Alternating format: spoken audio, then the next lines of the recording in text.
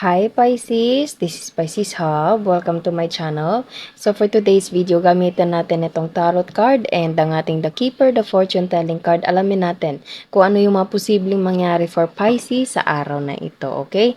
Mga gabay, mensahe ng ating cards for Pisces para sa araw na ito. This is a timeless reading, Pisces.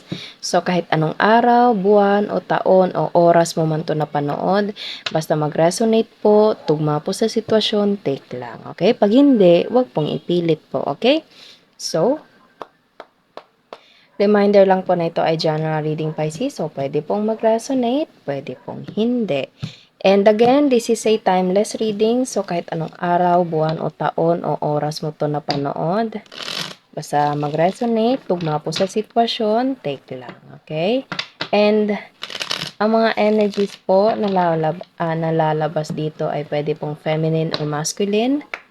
So, mababae, lalaki, LGBT man na mga Pisces na nanonood ngayon or mga taong nagdidil kay Pisces, basta mag-resonate po, tugma po sa mga energies po, take lang. Okay? Pag hindi, again, wag pong ipilit po. Okay? So, shuffle muna natin to. And alamin natin kung ano yung mga posibleng mangyari, mga gabay mensahe para kay Pisces para sa araw na ito. Okay, so ano po ang posibleng mangyari for Pisces sa araw na ito? Mga gabay mensahe niyo po para kay Pisces sa araw na ito.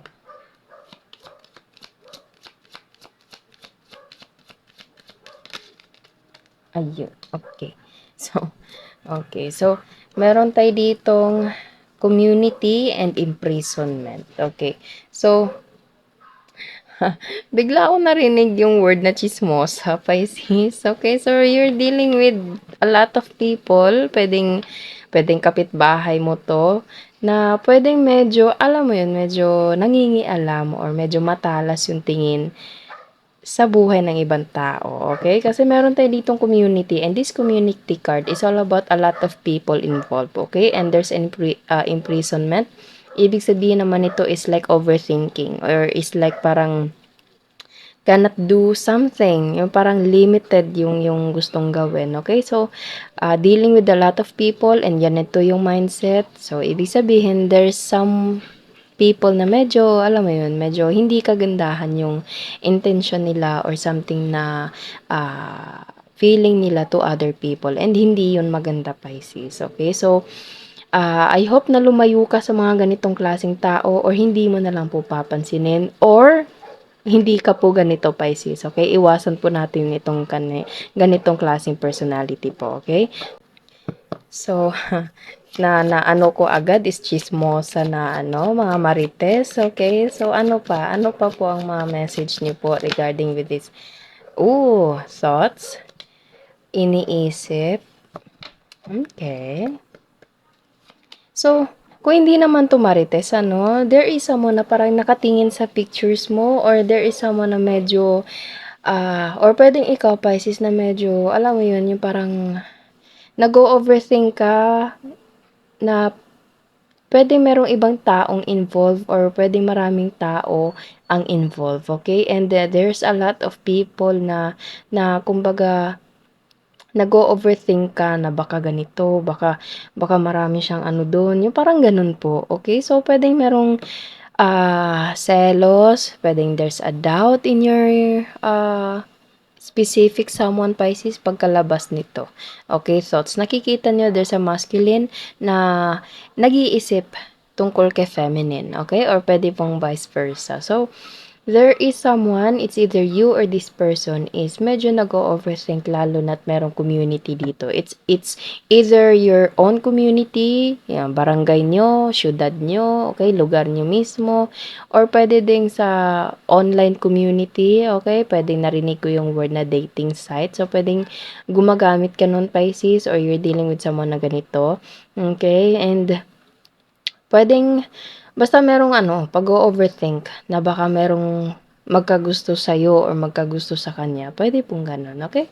Or kung hindi naman, as I said kanina, pwedeng mga taong nasa komunidad mo, Pisces, na nakakapag-overthink sa'yo and medyo madalas pumapasok or naaapektuhan naapektuhan ka na sa ganitong klaseng sitwasyon, Pisces. Okay? So, ano pa po ang message niyo po for Pisces regarding with this situation right here? Ano pa po ang message niyo po for Pisces sa sitwasyon na ito? Okay? Ano pa po? Ayun, so, there's a distant horizon and family room. Okay. So, pwedeng itong taong nag-iisip sa'yo, Pisces, or iniisip mo is medyo malayo kayong dalawa. Nasa malayong lugar yung bahay nito. Okay. Medyo nasa pwedeng ibang bansa, pwedeng ibang syudad. Okay. Kasi parang meron tayo ditong barko na merong malaking arko dito na parang feel ko solid naman yung relasyon niyo, Pisces, kung relationship man ito, ano. Pero hindi nga lang niya mapigilan or ikaw na mag-overthink sa kung ano man yung dinidil nyo. It's so normal na ganun yung iisipin, lalo na't medyo malayo kayo sa isa't isa, okay? Pwede malayo yung bahay nyo kasi meron tayo ditong family room, okay?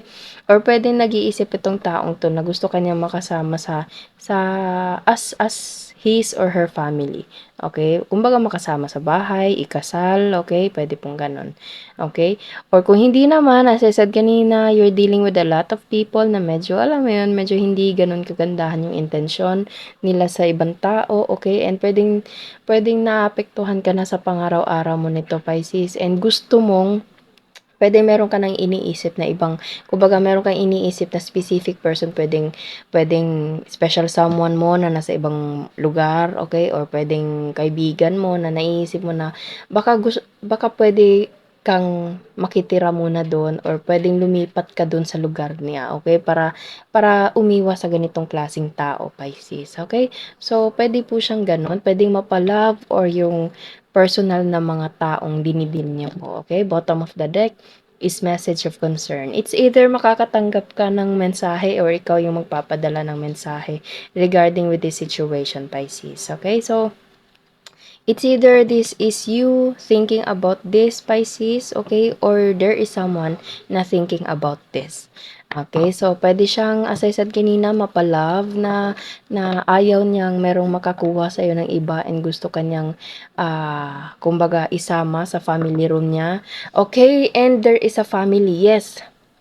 Family, 10 of Pentacles. It's all about family, Pisces. So, pwedeng itong taong ganito is pamilya mo lang din, Pisces. Alam mo yun, yung parang sila pa yung nanghihila sa'yo pababa. Pwede pong ganun, okay? Or pwedeng ito ay malapit sa buhay mo. Pwede, as I said kanina, pwede mga relatives, pwedeng kapitbahay, pwede pong ganun, okay? Na medyo, alam mo yun, malapit sa buhay nyo, pwedeng lumaki ka dun sa lugar na yun, and alam mo yun, yung mga ganong klaseng tao po. So, pwedeng gusto mong pumunta, pwedeng meron ka nang naiisip na tao na baka makatulong sa'yo para, magsimula doon na lugar na yon, okay? Or, as I said kanina, pwedeng this is your loved one, this is your special someone, Pisces, na gusto kanyang ipakilala sa family niya, gusto kanyang maging family niya, okay? Maging asawa, okay, na maging nanay ng anak niya, or basta makasama sa bahay, makasama sa buhay, okay? Kasi medyo pasensya na po sa background noises po, okay? So, there is someone na nag-o-overthink and meron siyang gagawing, parang meron siyang plano, okay, regarding with this, and pwedeng siya yung magpapadala ng mensahe regarding with this, okay? Pwedeng i-open up niya sa'yo or pwedeng ikaw po mag-o-open up sa kung ano man yung naiisip mo, okay? Para alam mo yun, para matugunan, masolusyonan, and mabigyan ng clarity, okay? Kaliwanagan yung mga bagay-bagay, Pisces, okay? So, shuffle muna natin to and gamitin natin itong tarot cards. Ay, pasensya na. Ayan. Para alamin natin kung ano pa yung ibang mensahe for Pisces sa araw na ito. Okay. Ano pa po ang message niyo po for Pisces sa araw na ito? Ano pa po ang message niyo po for Pisces sa araw na Hindi ko sinasadya, Pisces. Pilit talagang gumaganon. Kitang-kita niyo naman po sa video po. Okay? So, gusto Ten of Pentacles. Family. Okay, family. Pwedeng gusto ka niyang ipakilala sa family niya, okay? Or pwede merong involved sa family niyo. There's the Emperor. Masculine energy. Okay? Pwedeng tatay mo to, pwedeng boyfriend, pwedeng asawa, okay? Or pwedeng there is someone na parang makakatulong sa'yo, pwedeng boss, pwedeng malaki yung kumpanya nito and malapit ka sa kanya, pwedeng makatulong siya sa'yo, lalo na sa financial, kasi marami din tayo ditong finances, okay? Maraming coins. So, pwedeng siya yung naiisip mo, Pisces, na makatulong sa'yo. Okay? And, Five of Swords, ipaglalaban ka nito, bigla ko na ano, Four of Swords, okay, and, ayun, may Page of Swords, so you're dealing with possible na air sign, Gemini, Libra, Aquarius, Aries, and Earth sign, Taurus, Virgo, Capricorn, Pisces. Okay, and bottom of the deck is Eight of Swords. So yes, there is about intelligence, there is about thinking, okay? Kumbaga, nakikita nyo, almost the same to sila. Ayan, para silang ayan no, yung parang merong balakid or medyo nakatago, okay? May bakod kumbaga, okay? So, there's a lot of overthinking. Pwedeng this person is overthinking about the situation, Pisces, and kumbaga, pag-iisipan niya to ng maigi, okay? Kasi lalo na't meron tayo ditong thoughts, okay? And pwedeng meron siyang ikukonsulta na family member niya, or pwedeng, as I said kanina, is gusto kanyang maging makasama sa family niya, okay? Sa family room, sa bahay niya mismo, okay? And kumbaga, sinabi ko kanina, Pisces, na ipaglalaban ka nito pagkalabas nito, okay? Ipaglalaban ka nito, gagawin niya lahat ng ito, and this person is looking at your photos. Ayan no. Kasi ito, Page of Swords, this is someone na parang nakatingin sa'yo mula sa malayo po. Okay? So, this person always thinking about you. Pwedeng nakatingin siya sa'yo online. Sinabi ko kanina, online community. Okay? And hindi niya mapigilang mag-overthink, or pwedeng ikaw, Pisces, hindi mo mapigilang mag-overthink. So, kung ganun man yung sitwasyon, kailangan nyo talagang pag-usapan, Pisces. Kailangan ng trust, okay? Kailangan yung i-open up kung ano man yung bumabagabag sa inyong sitwasyon, sa inyong damdamin po. Para alam mo yun, para mabigyang kalinawan, and mas piliin magmahalan, okay? Pasensya na po talaga sa background noises po, Pisces. Or sinabi ko kanina, yung mga taong ganito, ganito, ganyan, okay? Hindi ko na ulitin. There is someone na pwedeng boss, pwedeng there is someone na nakakaangat sa buhay, mayaman, okay? Or feeling mo malaki yung maitulong niya sa'yo para makalipat ka doon. And alam mo yun, panandali ang makatira ka doon para magkaroon ng panibagong opportunity, magkaroon ng panibagong buhay sa kung saan man ito na plano mo, Pisces. Okay? Kasi medyo nag-overthink, medyo affected ka na sa kung ano man yung nandito. Okay? So, kung ganun man yung plano mo, Pisces, it's I can say, Pisces, na maganda yung gano'n para umiwas na lang sa medyo toxic na environment, and magsimula sa lugar na wala masyadong parang evil eye or yung mga taong toxic, okay? Mas piliin yung peaceful, Pisces, okay?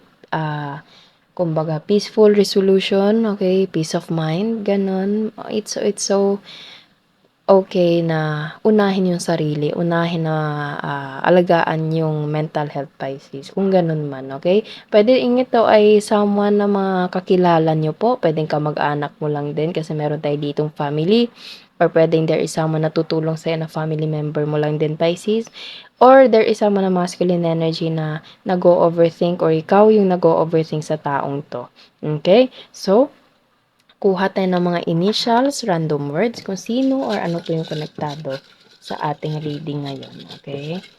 So, ayan. Oh, there's a letter G. Coffee and tea. Ayan. Medyo madikit. Dumikit pa siya. Ayan. So, panaginip. Okay, panaginip. Coffee and tea. connection, younger. So, pwede you're dealing with someone na young. Okay, so there is a age gap difference regarding with this person, and you Pisces older and younger. Okay, mabait, letter Y.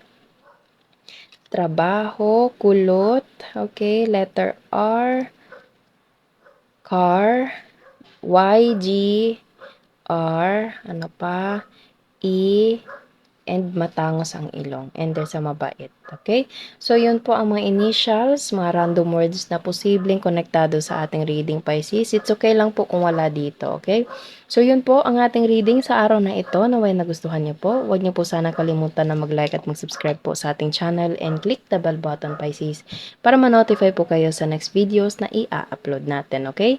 So, thank you po and God bless!